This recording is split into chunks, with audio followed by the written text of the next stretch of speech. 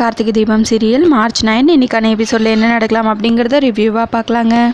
தர்மலிங்கத்துக்கு ஹாஸ்பிட்டலில் ஆப்ரேஷன் நடந்துட்டுருக்க கார்த்தி அந்த நேரத்தில் தீபாவை எப்படியாவது ஸ்டுடியோ கூட்டிகிட்டு போயிடலாம் அப்படின்னு சொல்லிட்டு வீட்டுக்கு வராங்க. அங்கே வீட்டில் இருக்கிறவங்க கிட்ட தீபாவோட அப்பா ரொம்ப உடம்பு முடியாமல் இருக்காங்க, அவருக்கு ஆப்ரேஷன் நடந்துட்டுருக்கு, ஆல்ரெடி ஒரு வாட்டி அவருக்கு இந்த மாதிரி அட்டாக் வந்திருக்கு, ஹாஸ்பிட்டல் போய் செக் பண்ணிவிட்டு இப்போதைக்கு ஆப்ரேஷன் எதுவும் வேண்டாம், தீபாவுக்கு செய்ய வேண்டிய சீரெல்லாம் செய்யணும் அப்படின்னு சொல்லிட்டு தான் அவர் தள்ளி வச்சுட்டு தீபாவுக்கு செய்ய வேண்டிய முறையெல்லாம் செஞ்சுருக்காருமா. இப்போ அவருக்கு ஆப்ரேஷன் நடந்துட்டுருக்கு, இந்த விஷயம் எக்காரணத்துக்கு ஒன்றும் தீபாவுக்கு தெரியவே கூடாது அப்படின்னு கார்த்தி சொல்லிட்டுருக்க. சரிப்பா, அப்போ நீ உடனே தீபாவை கூட்டிகிட்டு கிளம்பு அப்படின்னு அபிராமி சொல்லவும், இல்லைம்மா அவங்க கண்டிப்பாக பாடியே ஆகணும், அவங்க அப்பாவோட கனவும் அதுதான். ஐஸ்வர்யா நீங்கள் ப்ளீஸ் இதை பற்றி தீபா கிட்ட சொல்லிடாதீங்க, நான் உங்ககிட்ட ரெக்வெஸ்ட்டாக கேட்குறேன்.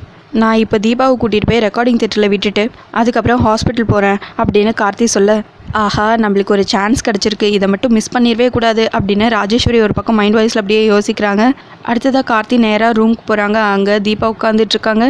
என்னாச்சு சார், ஏன் ஒரு மாதிரியாக இருக்கீங்க, ஏதோ அவசரமான வேலைன்னு சொல்லி கிளம்பி போனீங்க, உங்கள் முகமெல்லாம் ஒரு மாதிரி இருக்குது சார், என்ன ஆச்சு அப்படின்னு தீபா கேட்கவும், அதெல்லாம் ஒன்றும் இல்லைங்க, நம்ம கிளம்பலாமா அப்படின்னு கார்த்தி கேட்கவும், சார் முதல்ல என்ன ஆசீர்வாதம் பண்ணுங்க அப்படின்னு கார்த்தியோட காலில் விழுறாங்க. என்ன தீபா இது, ஆசீர்வாதம் வாங்குறதுன்னா பெரியவங்க காலில் விழுந்து வாங்குங்க, ஏன் காலில் எல்லாம் ஏங்க விழுறீங்க அப்படின்னு கார்த்திக் சொல்ல, சார் நான் பாடுறதுக்கு முக்கியமான காரணமே நீங்கள் தான் அப்படின்னு தீபா சொல்லவும், சரிங்க நீங்கள் நல்லபடியாக பாடணும், அதுக்கு என்னோடய விஷயம் எப்போவுமே இருக்கும், சரி இப்போ கிளம்பலாமா அப்படின்னு கார்த்திக் கேட்க, சரி கிளம்பலான்னு சொல்லிட்டு ரெண்டு பேரும் நேராக கீழே வராங்க. அங்கே பார்த்தா எல்லாரும் ஒரு மாதிரி டல்லாக இருக்காங்க. என்னாச்சு சார், ஏன் எல்லாம் ஒரு மாதிரியாக இருக்காங்க, மீனாட்சி அக்கா என்னாச்சு, ஏன் எல்லாம் ஒரு மாதிரியாக இருக்கீங்க அப்படின்னு தீபா மீனாட்சி கிட்டே கேட்க, அது ஒன்றும் இல்லை தீபா, நீ ஃபஸ்ட் டைம் சினிமாவில் பாட போகிறல்ல, அதுதான் எல்லாருக்கும் ஒரே டென்ஷன், வேற ஒன்றும் இல்லை அப்படின்னு மீனாட்சி சொல்லி சமாளிச்சிட்றாங்க. சரிங்க சார், நான் அத்தை மாமாட்ட ஆசீர்வாதம் வாங்கிட்டு வந்துடுறேன் அப்படின்னு சொல்லிட்டு ரெண்டு பேத்துக்கிட்டேயும் ஆசீர்வாதம் வாங்குறாங்க. தீபா ரெண்டு பேருமே நல்லபடியாக பாடி முடிக்கணும் அப்படின்னு சொல்லிட்டு ஆசீர்வாதம் பண்ணுறாங்க. அதுக்கப்புறம் தீபாவும் கார்த்தி அங்கேருந்து கிளம்பிடுறாங்க. தீபாவோட அப்பா உடம்பு முடியாமல் இருக்கிற விஷயத்த உடனே ஐஸ்வர்யா ரூபஸ்ரீக்கு கால் பண்ணி சொல்கிறாங்க. அந்த ஊர்லேயே இருந்து என்ன யூஸ், உனக்கு இந்த விஷயம் கூட தெரியல, அவருக்கு அட்டாக் வந்ததுக்கு காரணமே நீ உன்னோட ஆளுங்களை செட் பண்ணி தீபாவை பற்றி தப்பாக பேச வச்சல, அதாக தான் இருக்கணும், இது நம்மளுக்கு கிடச்சிருக்கிற லாஸ்ட் சான்ஸ், அவங்க அப்பா உடம்பு முடியாமல் இருக்கிற விஷயம் தீபாவுக்கு தெரியக்கூடாதுன்னு கார்த்தி நினைக்கிறான், ஆனால் நம்ம அதை தெரியப்படுத்திட்டா மட்டும் போதும், வேறு எதுவுமே பண்ண வேணாம் அப்படின்னு ஐஸ்வர்யா சொல்லவும், ரூபஸ்ரீ சரி நான் அதை எல்லாத்தையும் பார்த்துக்கிறேன், இந்த சான்ஸை நான் மிஸ் பண்ணவே மாட்டேன் அப்படின்னு சொல்லிட்டு ஃபோனை கட் பண்ணிவிட்டு அவங்க பாட்டியை கூப்பிட்டு எல்லா விஷயத்தையும் சொல்கிறாங்க. பாட்டி நேராக நீ அந்த மியூசிக் டைரக்டரோட ரெக்கார்டிங் தேட்டருக்கு போயிடு, அங்கே தீபாவை பார்த்து எல்லா விஷயத்தையும் சொல்லு, அதை மட்டும் சொல்லிட்டா போதும், வேற எதுவுமே பண்ண வேண்டாம். தீபா இதை கேட்டதும் முதல்ல பேசவே மாட்டா, அவளுக்கு பேச்சே வராது, அப்புறம் எப்படி பாடுறது, முதல் கொணல் முற்றிலும் கொணல் அப்படின்னு ரூபஸ்ரீ சொல்லிட்டு இருக்காங்க அவங்க பாட்டிக்கிட்ட. கார்த்தி நேராக தீபாவை கூட்டிகிட்டு வந்து டைரக்டரோட ஆஃபீஸில் விடுறாங்க. அங்கே ரக்ஷனும் பொக்கே கொடுத்து வெல்கம் பண்ணுறாங்க தீபாவை.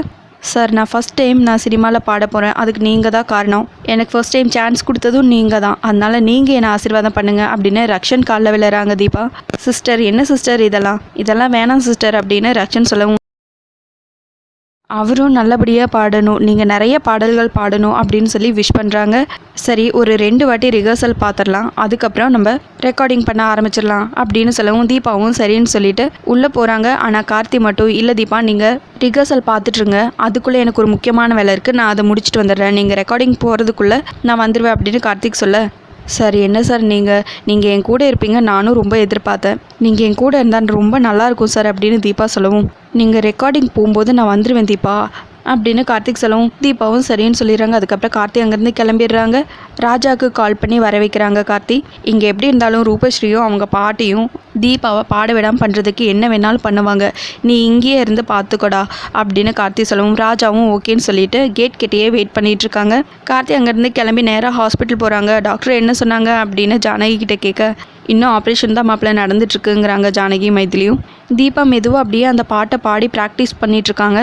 அப்போ தீபாவுக்கு அவங்க அப்பா அம்மா 2 பேரும் வந்து சீர் கொடுத்தது ப்ளஸ் பண்ணது இதெல்லாம் ஞாபகம் வர ரக்ஷன் கிட்ட, சார் இதில் இருக்கிற ஒவ்வொரு வரியும் படிக்கும்போது எனக்கு எங்கள் அப்பா ஞாபகம் வருது, நான் ஒரே ஒரு வாட்டி எங்கள் அப்பாவுக்கு கால் பண்ணி பேசிடுறேனே அப்படின்னு தீபா சொல்லவும், சரிங்கிறாங்க ரக்ஷன், என்னோடய மொபைல் நான் எடுத்துகிட்டு வரல, உங்கள் மொபைல் கொஞ்சம் தர முடியுமா அப்படின்னு கேட்கவும் ரக்ஷன் சரின்னு சொல்லிவிட்டு அவர் மொபைல் கொடுத்துட்டு அங்கேருந்து கிளம்பி போயிடுறாரு.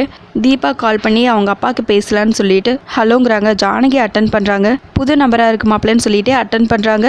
ஹலோ அம்மா நான் தீபா பேசுகிறேன் அப்படின்னு சொல்லவும் ஜானகி அப்படியே ஷாக் ஆகி அழ ஆரம்பிக்கிறாங்க.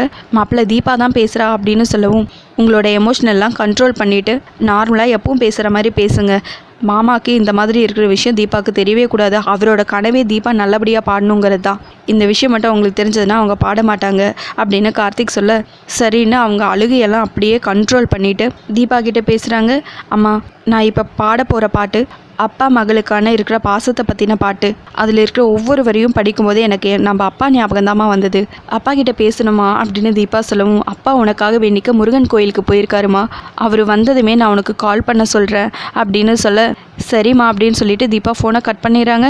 அதுக்கப்புறம் ஜானகி பயங்கரமாக அழ ஆரம்பிக்கிறாங்க. தீபாவை சினிமாவில் பாட வைக்கணும்னு ரொம்பவே ஆசைப்பட்டார். அவளை பெரிய பாடகி ஆக்கணும்னு ரொம்ப ஆசைப்பட்டார் மாப்பிள்ள.